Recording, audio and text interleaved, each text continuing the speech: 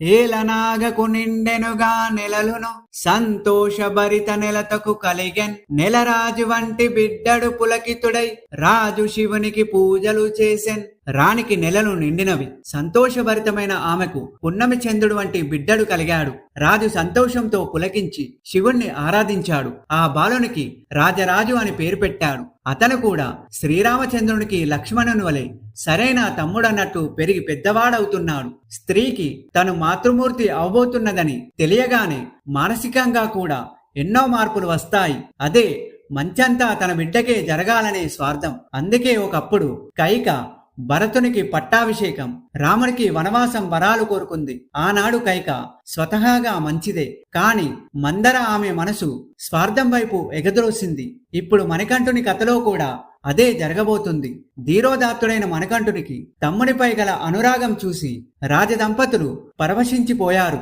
వారు తమ కన్నబిడ్డకు మణికంఠుని రక్ష దొరుకుతుందని నమ్మకం కలిగి పరమానంద భరితులయ్యారు. ఒకనాడు